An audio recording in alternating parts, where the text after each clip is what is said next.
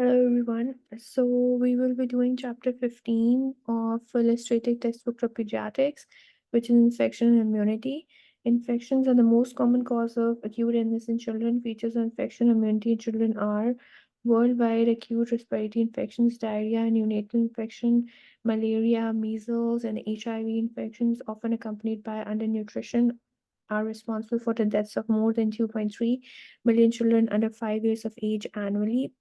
In high-income countries, deaths caused by infections are now uncommon. However, infection is the most common cause of acute illness in children, and serious infections still occur. That is pneumonia, sepsis, and meningitis, and require early recognition and treatment. Some diseases that were rare in high-income countries have re-emerged. For example, tuberculosis. There has been a rise of multi-drug resistant pathogens over the last 2 decades, including methicillin-resistant Staphylococcus aureus and extended spectrum beta-lactamase producing gram-negative bacteria.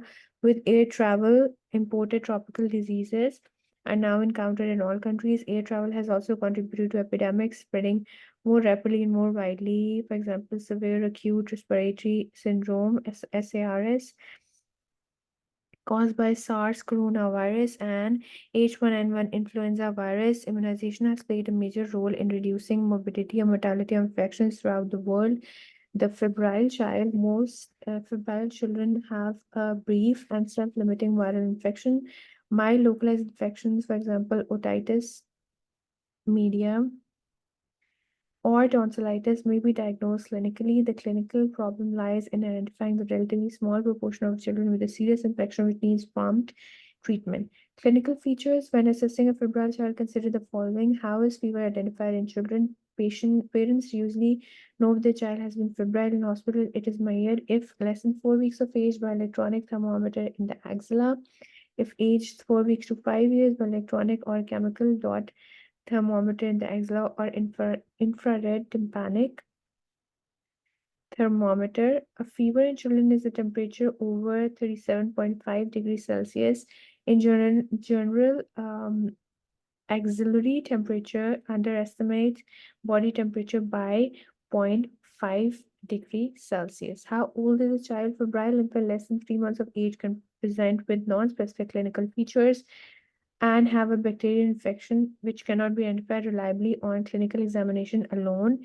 During the first few months of life, infants are relatively protected against common viral infections because of passive immunity acquired by a transplacental transfer of antibodies from their mothers. Unless a clear cause for the fever is identified, they require urgent investigation with a septic screen and broad spectrum intravenous antibiotic therapy given immediately to avoid the illness becoming more severe and to prevent spreading of the infection to other sites of the body. This is considered in more detail in section on neonatal infections.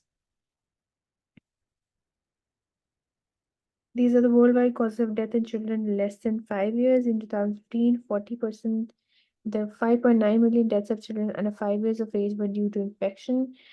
Infections of 40%, which include neonatal infection 11%, neonatal tetanus 1%, pneumonia 13%, diarrhea at 9%, malaria 5%, and 1% HIV/AIDS, 1% in measles, others 10%, injuries of 6%, congenital anomalies 8%, prematurity 2%, prematurity 16%. In the post-neonatal, which is 4 weeks to 5 years, and neonatal is less than 4 weeks, which are neonatal infection, neonatal tetanus, other 3%, congenital anomalies 5%, intrapartum related complications including birth asphyxia 11%, prematurity 16%, and prematurity 2% in post-neonatal age.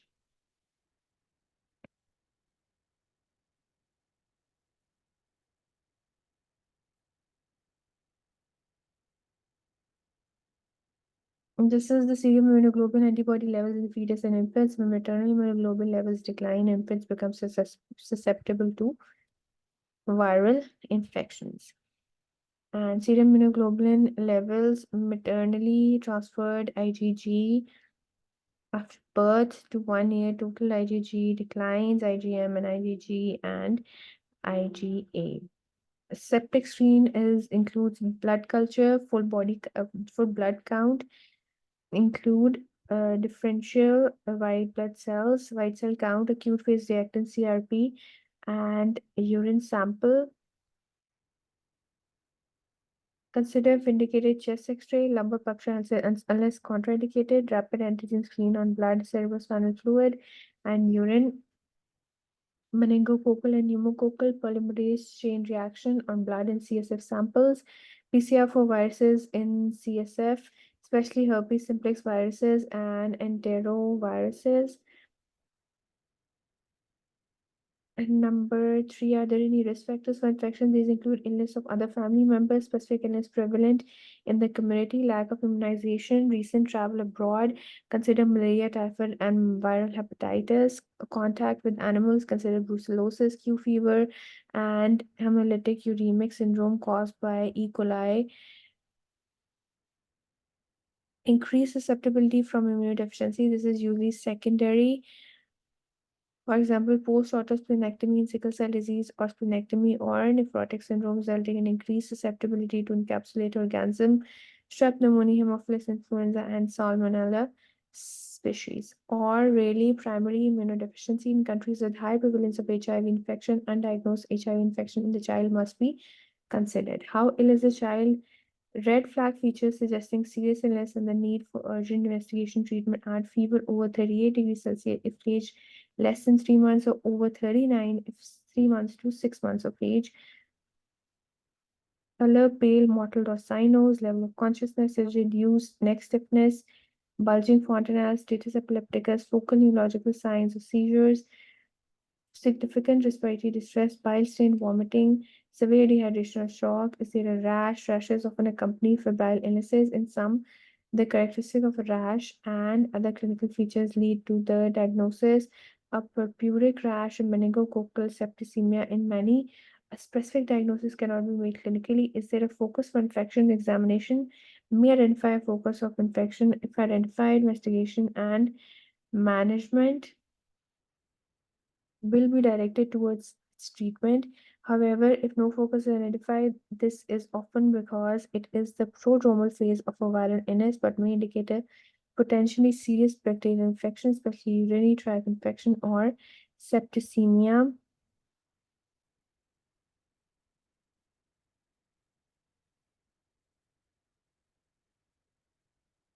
Now, this is a febrile child, upper respiratory tract infection, very common, may be coincidental with another more serious illness, otitis media. Always examine tympanic membrane in febrile children.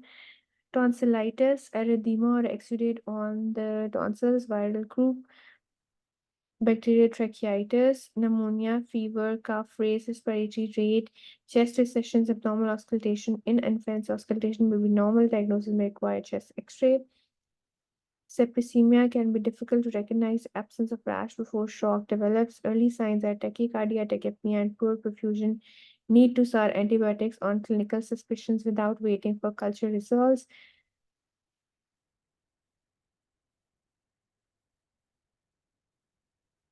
Meningitis, encephalitis, lethargy, loss of interest in surroundings, drowsiness or coma, seizures, older children, headache, photophobia, neck stiffness, positive Kernick sign, pain or leg straightening.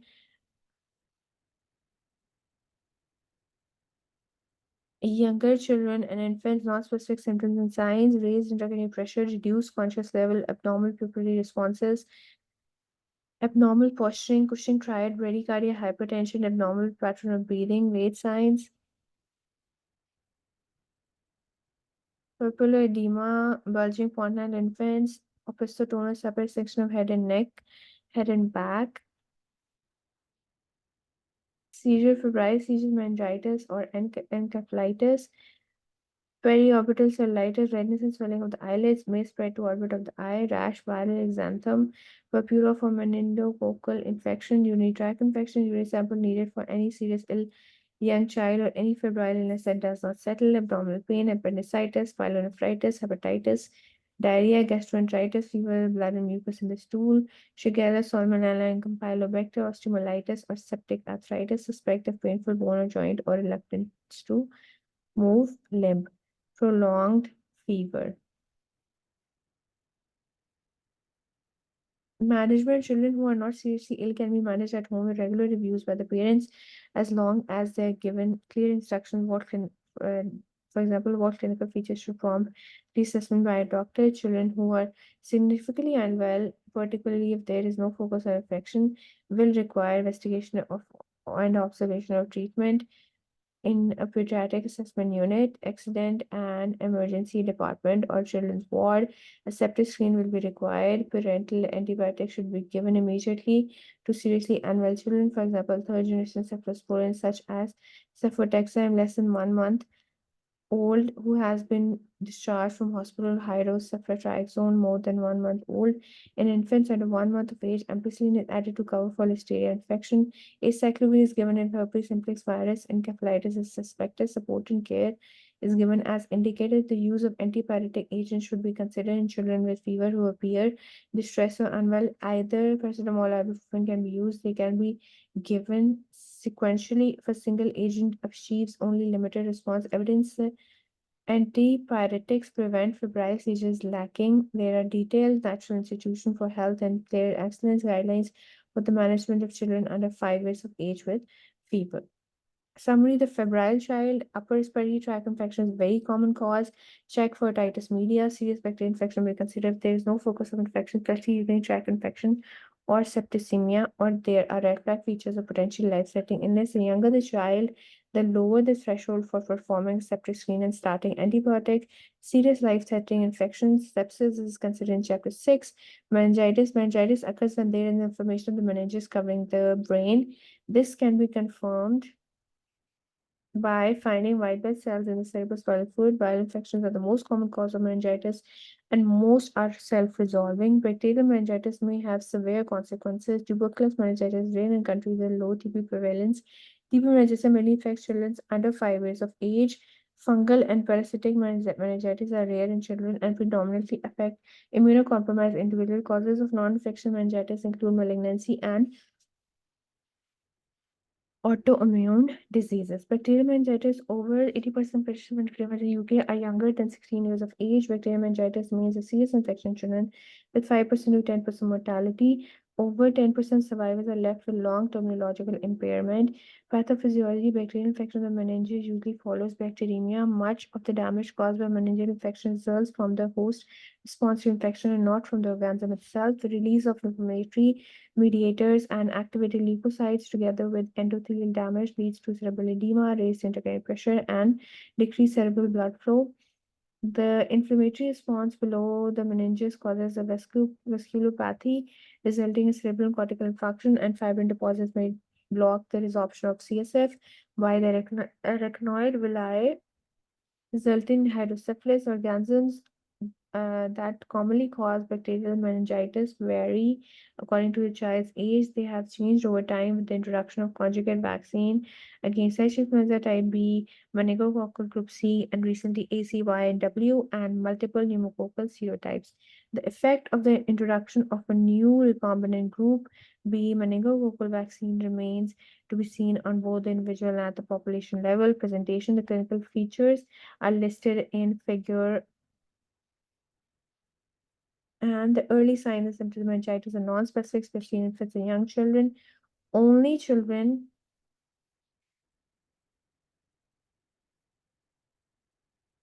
old enough to talk are likely to describe classical meningitis symptoms of headaches, neck stiffness, and photophobia. However, neck stiffness may also be seen in some children with tonsillitis and cervical lymphadenopathy. As children, meningitis may also have sepsis. Signs of shock such as tachycardia, tachypnea, prolonged capillary time, and hypotension should be sought. Purpura in febrile child of any age should be assumed to be due to meningococcal sepsis. Even if the child does not appear unduly ill at the time, meningitis may or may not be present in this situation.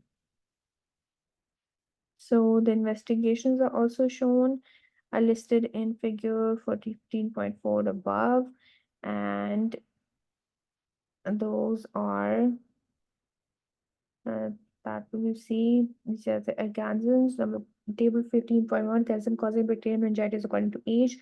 Neonatal to 3 months. It is group B, Streptococcus, E. coli, and other coliforms, and Listeria. 1 month to 6 years, Neisseria meningitis, Streptococcus pneumoniae, H. influenza, and more than 6 years, Neisseria meningitis and Streptococcus pneumoniae. Assessment investigation of meningitis, history, fever, headache, photophobia, lethargy, poor feeding, vomiting, irritability, hypertonia, drowsiness, loss of consciousness, and seizures, examination, fever, purpuric rash, meningococcal disease, neck stiffness, not always present in infants, bulging spondylitis in infants, opisthotonus, aching of arching of back, positive Brudzinski and Kernick signs, signs of shock, focal neurological signs, altered conscious level, and purple edema, which is rare. Investigations, full blood count and differential counts, blood glucose and blood gas for acidosis, coagulation screen, C-reactive protein, urea and electrolytes, liver function test, culture of blood, throat swab, urine stool for bacteria, rapid antigen test for meningitis organism can be done on blood, CSF, or urine. Samples for viral PCR, throat swab, nasopharyngeal aspirate, conjunctival swab, and stool sample, number puncture for CSF unless contraindicated. See below for test on CSF. Serum form comparison of convalescent titers, PCR of blood and CSF for positive organism with TB suspected. Chest X-ray on test and do interferon gamma release assay, gastric aspirate or sputum for microscopy in culture and PCR. If available, consider CT, MRI, brain scan, and EEG. A sign associated with neck stiffness, Brudzinski sign, flexion of the neck with the child supine, causes flexion of the knees and hips. Chronic sign with the child lying supine and with the hips and knees flexed. There's back pain or extension of the knee. Best time for LP. Diagnostically useful but potentially dangerous. Contraindication, lumbar puncture, cardiorespiratory instability, focal neurological signs, signs of raising intracranial pressure, high BP, low heart rate, or rapid edema, coagulopathy, thrombocytopenia, local infection at the site of LP if it causes undue delay in starting antibiotics. Typical change in CSF in meningitis and encephalitis beyond the neonatal period. Etiology is normal. It is meningitis and bacterial viral tuberculosis. Appearance in normal is clear and in bacterial is turbid. Viral is clear. And tuberculosis turbid, clear and viscous. And virus cells are 0 to 5 millimeter per cube. Polymorphs increase, lymphocytes increase. Initially, maybe polymorphs, lymphocytes increase. And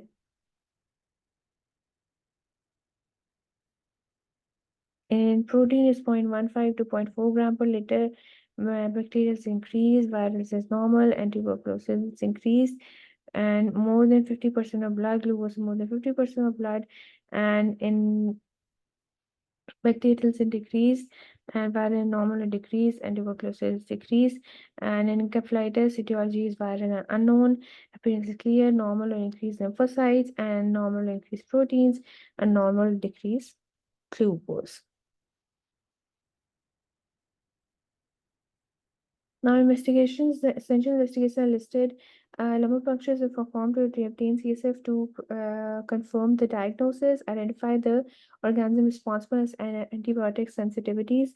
Characteristics findings are shown in table. However, sections can occur. For example, signs can be dominant in bacterial infection. For example, in Lyme disease, and glucose levels can be low in viral meningitis and enterovirus meningitis. If any of the contraindications for performing a lumbar puncture are present as listed, it should not be performed, as under these circumstances, the procedure carries the risk of conning of the cerebellum through the foramen magnum. In these circumstances, Mrcpch can be postponed until the child's condition has stabilized. Even without a lumbar puncture, bacteriological diagnosis can be achieved in about half of the cases from the blood.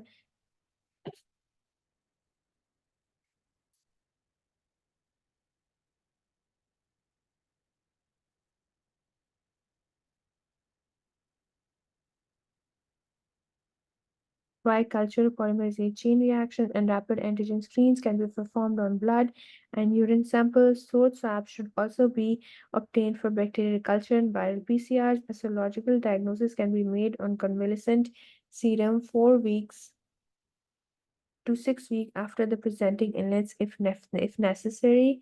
Management: it is imperative that there is no delay in the administration of antibiotics and supportive therapy in a child with meningitis.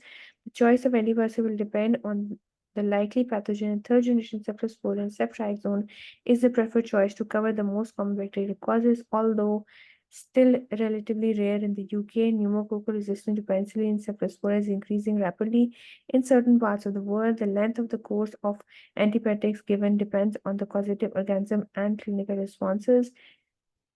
Beyond the neonatal period, there is some evidence suggesting that dexamethasone administered with the antibiotic reduces the risk of long-term complications such as deafness.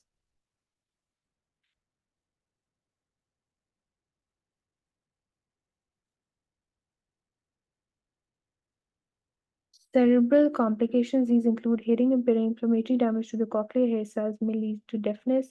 All children who have had meningitis should have an audiological assessment done promptly, as children with hearing impairment may benefit from hearing amplification or a cochlear implant. Local vasculitis: this may lead to cranial nerve palsies or other focal neurological lesions. Local cerebral infarctions: this may result in focal or multifocal seizures, which may subsequently result in epilepsy. Subdural effusion, particularly social influenza and pneumococcal meningitis. This is confirmed by cranial CT or MRI scan. Most resolve spontaneously, but some require neurosurgical intervention. Hydrocephalus may result from impaired resorption of CSF, communicating hydrocephalus, or blockage of the cerebral aqueduct or ventricular outlets by fibrin, non-communicating hydrocephalus, a ventricular shunt may be required. Cerebral abscess: the child's clinical condition deteriorates with or without the emergence of signs of a space of dilation. Temperature will continue to fluctuate. It is confirmed on cranial CT or MRI. Drainage of the abscess is required. Prophylactic treatment with rifampicin or ciprofloxacin to eradicate nasopharyngeal carriage is given to all household contacts for meningococcal meningitis and a human influenza type B infection. It is not required for the patient if given a third generation cephalosporin, as this will eradicate nasopharyngeal carriage. Household contacts of patients who have had group C meningococcal meningitis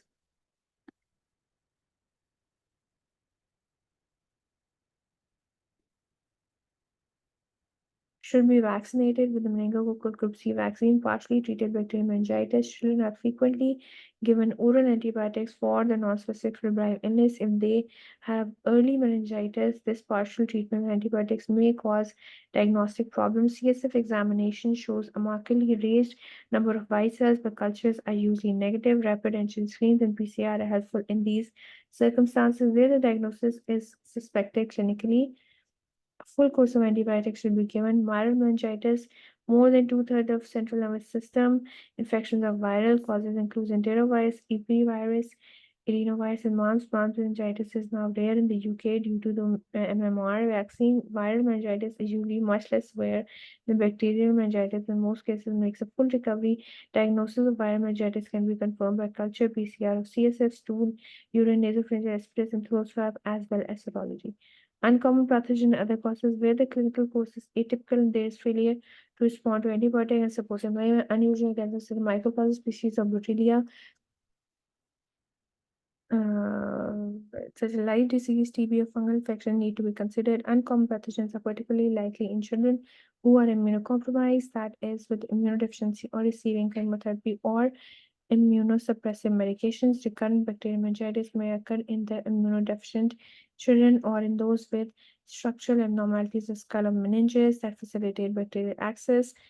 Aseptic meningitis may be seen in malignancy or autoimmune disorders. Neonatal meningitis in chapter 11, encephalitis, encephalopathy, meningitis, inflammation of meninges, whereas in encephalitis there is inflammation of the brain substance. Although the meninges are often also affected, encephalitis may be caused by direct invasion of the vein by the neurotoxic virus such as HSV. Delayed brain swelling followed a dysregulated neuroimmunological response to an antigen, usually a virus, post-infectious encephalopathy, for example, following chickenpox or slow virus infections such as HIV infection, subacute sclerosing panencephalitis, SSP, following measles in encephalopathy, from a non-infectious cause such as a metabolic abnormality. The clinical features may be similar to infectious encephalitis. Clinical features and investigation of encephalitis are described. Most children present with fever, altered consciousness, and often seizures. Initially, it may not be possible to clinically differentiate encephalitis from meningitis, and treatment for both should be started. Underlying causative or cancer is only detected in fever than half of the cases in the UK. The most common causes of encephalitis are enteroviruses, respiratory viruses, influenza viruses, and herpes viruses, HSV, Varicella zoster virus, and human herpes virus 6. Worldwide microorganisms causing encephalitis include Mycoplasma, B. burgdorferi, Lyme disease, Bartonella, Hansley, cat scratch disease, rickettsial infections, Rocky Mountain spotted fever, and rotavirus. HSV is a rare cause of childhood encephalitis, but it can have devastating long-term consequences. All children with encephalitis should therefore be treated initially with high-dose intravenous acyclovir until the diagnosis has been ruled out, because this is a very safe treatment. Most affected children do not have outward signs of herpes infection, such as cold sores, gingiva, stomatitis, or skin lesions. PCR is used in majority of laboratories to detect HSV in CSF as HSV. Encephalitis is a destructive infection that EEG and CT-MRI scan may show focal changes, particularly within the temporal lobes, either unilaterally or bilaterally. These tests may be normal initially and need to be repeated after a few days if the child is not improving. Later confirmation of the diagnosis may be made from HSV antibody production in the CSF. Proven cases of HSV encephalitis or cases where there is high index of suspicion should be treated with intravenous acyclovir for 3 weeks, as relapses may occur after shorter courses. Untreated, the mortality rate from HSV encephalitis is over 70%, and survivors usually have severe neurological sequelae. Summary: encephalitis onset can be insidious and include behavioral change. Consider if HSV could be the cause.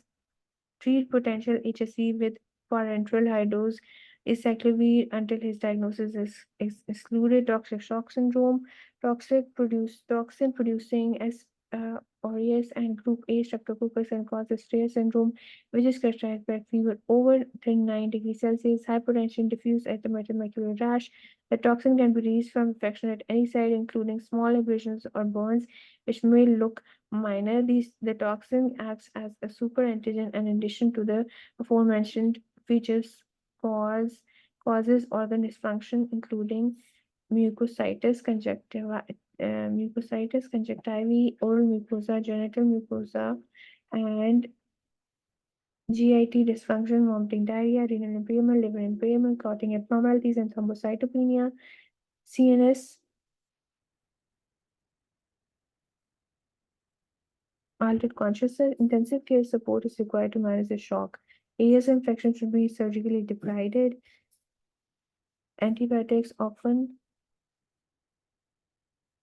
include a third generation ceph, so the ceftriaxone together with clindamycin, which acts as the bacterial ribosome to switch off toxin production. Intravenous immunoglobulin may be given to neutralize the circulating toxin. About 1 week to 2 weeks after the onset of the illness, there is a discoloration of the palms, soles, fingers, and toes. A strain of S. aureus has emerged in the UK and other countries that produce a toxin called panten valentine leucocidin (PVL). PVL produced by fewer than 2% of S. aureus stains. Both methicillin sensitive Staph aureus and methicillin resistant S. aureus PVL producing S. aureus causes recurrent skin and soft tissue infections, but can also cause necrotizing fasciitis and necrotizing hemorrhagic pneumonia following an influenza-like illness, both of which carry a high mortality rate in children. The procoagulant state induced by the toxin frequently results in venous thrombosis.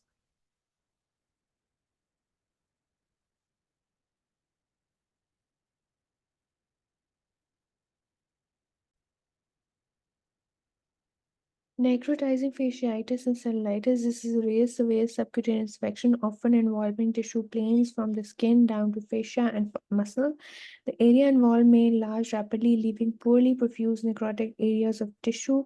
Usually at the center, there is severe pain and systemic illness, which usually requires intensive care. The invading organism may be Staph aureus or a group A streptococcus with or without another synergistic anaerobic organism. Intravenous antibiotic therapy alone is not sufficient to treat this condition. Without surgical intervention, the repairment of necrotic tissue, the infection will continue to spread. Clinical suspicion of necrotizing fasciitis warrants urgent surgical consultation and intervention. IVIG may also be given.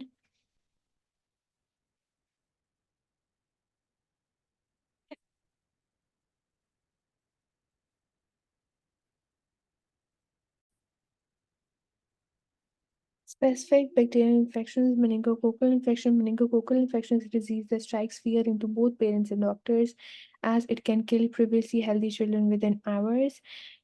Shows a great case history as well. However, of the three main causes of bacterial meningitis, meningococcal infection has the lowest risk of long-term neurological sequelae, with most survivors recovering fully. The septicemia is usually accompanied by a purpuric rash, may start anywhere on the body and then spreads. The rash may or may not be present in cases with meningococcal meningitis. Characteristics: lesions are non-branching or palpation, irregular in size and outline, and may have a necrotic center. Any febrile child who develops a purpuric rash should be treated immediately at home or in the general practitioner surgery with intramuscular penicillin, intravenous surgeon cephalosporin before urgent admission to hospital. Following the inclusion of the meningococcus C vaccine into the routine immunization schedule in the UK. This is the case history. The 7-month-old boy presented with a 12-hour history of lethargy and a spreading purpuric rash. In hospital, he required immediate resuscitation and transfer to pediatric intensive care unit for multi-organ failure. The gross edema is from leak of capillary fluid into tissues. He required colloid and inotropic support and peritoneal dialysis for renal failure. He made full recovery. Meningococcus septicemia can kill children in hours. Optimal outcome requires immediate recognition, prompt resuscitation, and antibiotics.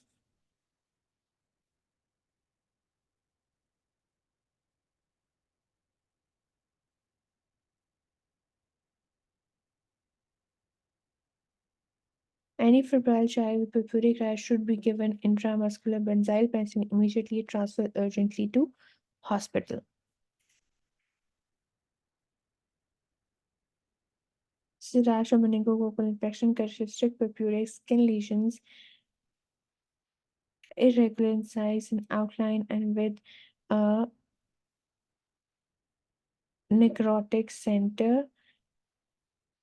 The lesion may be extreme, which is also called purpuric.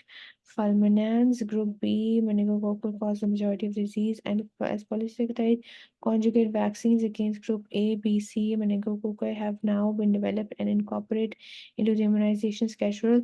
The incidence of meningococcal disease should decline further. Pneumococcal infections, S. pneumoniae is often carried in the nasopharynx of the healthy children. Asymptomatic carriage is particularly prevalent among young children and may be responsible for the transmission of the pneumococcal disease to other individuals by respiratory droplets, or cancer may cause pharyngitis, otitis media, conjunctivitis, sinusitis, as well as invasive disease, pneumonia, bacterial sepsis, and meningitis. Invasive disease, which carries a high burden of morbidity and mortality, mainly occurs in young infants as their immune system responds poorly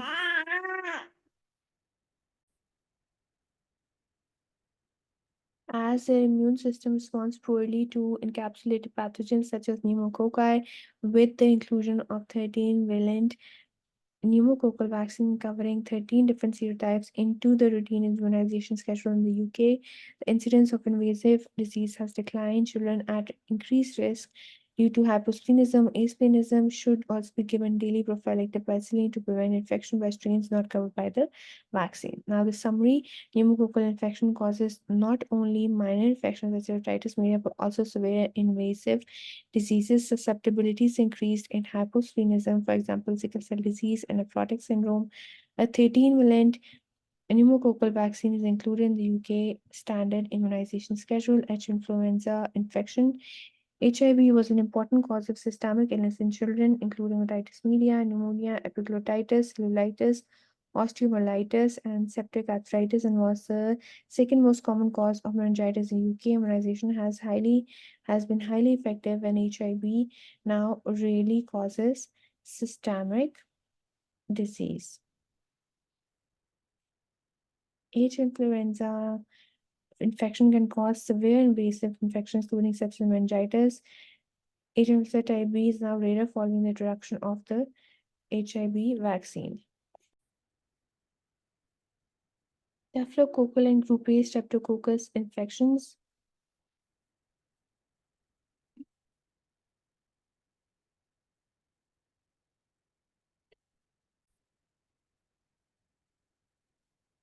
Staphylococcal and streptococcal infections are usually caused by direct invasion of the organisms.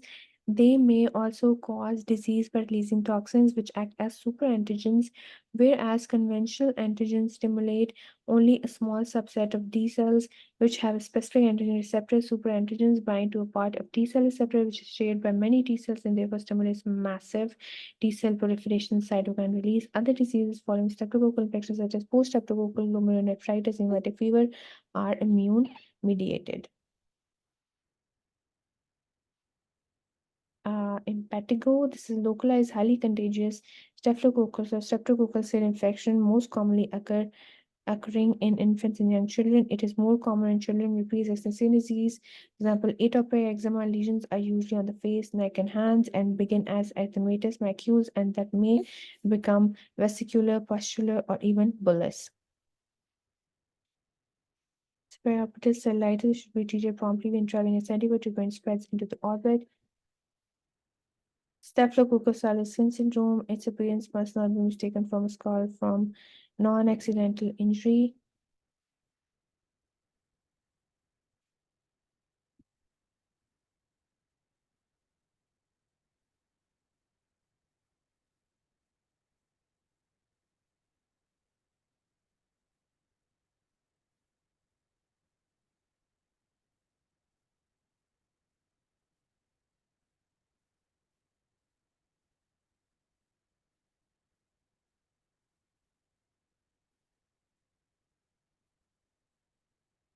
Rupture of the vesicles with exudation of fluid leads to a characteristic confluent.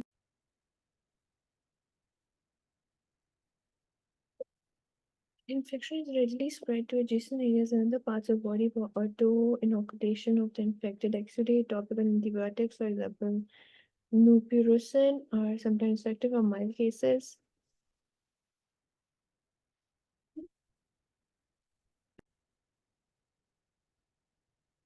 Topical antibiotics, mupirocin, are sometimes effective for mild cases, never effective systemic antibiotics. For example, flucloxacin is generally needed for more severe infections, although more broad-spectrum antibiotics such as comoxiclib, cefaclor have simpler oral administration regimens, taste better, and therefore have better adherence. Affected children should not go to nursery or school until the lesions are dry. Boils. These are infections of hair follicles, sweat glands, usually caused by S. aureus. Treatment with systemic antibiotics and occasionally surgical incisions. Recurrent boils are usually from persistent nasal carriage in the child or family acting as a reservoir for reinfection. Only rarely are there a manifestation of underlying immunodeficiency. Periorbital cellulitis. In periorbital cellulitis, there is fever, erythema, tenderness, and edema of the eyelid or other skin adjacent to the eye. It is almost always unilateral. It may follow local trauma to the skin. In oral children, it may spread from a paranasal sinus infection or dental abscess. Periorbital cellulitis should be treated promptly with intravenous antibiotics such as high-dose ceftriaxone to prevent posterior spread of the infection causing orbital cellulitis. In orbital cellulitis, there is proptosis, painful or limited ocular movement with or without reduced visual acuity. It may be complicated by abscess formation, meningitis, or cavernous sinus thrombosis. Where orbital cellulitis is suspected, a CT or MRI scan should be performed to assess the posterior spread of infection. Staphylococcal scarlet skin syndrome. This is caused by an exfoliative staphylococcal toxin, which causes separation of epidermal skin through the granular cell layers. It mainly affects infants and young children who develop fever and malaise and may have a purulent, crusting, localized infection around the eyes, nose, mouth with subsequent widespread erythema and tenderness of skin. Areas of edema separate on gentle pressure. Nikolsky sign, leaving denuded areas of skin, which subsequently dry and heal, generally without scarring. Management is with intravenous anti-staphylococcal antibiotic, flucloxacillin, cecillin, analgesia, and monitoring of hydration and fluid balance. Summary: staph and strep infection symptoms are caused by direct invasion of bacteria or by release of toxins. Can cause a broad range of diseases, including toxic shock syndrome. Immune-mediated diseases following streptococcal infections include glomerulonephritis and rheumatic fever. Impetigo is highly contagious. Periorbital cellulitis should be treated aggressively with IV antibiotics and to prevent spread to the orbit and brain. Scarlet skin syndrome is a rare but serious disease. Common viral infections. Many of the common childhood infections present with their fever and rash. Incubation periods vary from 24 to 48 hours for viral gastroenteritis to about 2 weeks for chickenpox. But for some diseases, such as HIV, length of time between exposure and development of symptomatic illness may extend to many years. The infectious period characteristically begins a day or two before the rash appears, and for purposes of nursery school exclusion, is generally considered the last to last until the rash has resolved or the lesions have dried up, although this varies depending on the infectious agent. For details about incubation and exclusion periods, see the Public Health England website. Causes of fever and rash: maculopapular rash. In viral, it is human herpes virus, which is 6 and 7, HHV 6 and 7, Roselia phantom, which is more than 2 years old, enterovirus rash, and parvovirus slap cheek, usually school age, and measles, uncommon if immunized, rubella uncommon if immunized, and bacterial is scarlet fever, group A, streptococcus, rheumatic fever, erythema marginatum, salmonella typhi, typhoid fever, classically rose spots, Lyme disease, erythema migrans, other are Kawasaki disease, systemic onset, juvenile idiopathic arthritis. Vesicular, bullous, and pustular viral viruses: zoster virus, chickenpox, shingles, herpes simplex virus, Coxsackie virus, hand, foot, and mouth, bacterial impetigo, characteristic casting, boils, Staphylococcus bullous impetigo, Staphylococcus, scarlet skin, erythema multiforme, others are Stevens-Johnson syndrome, toxepidermal necrolysis, petechial purpuric bacterial, meningococcal, other bacterial sepsis, infective endocarditis, varicose enteroviruses, adenoviruses, and other viral infections, inoxaline purpura, thrombocytopenia, vasculitis, and malaria.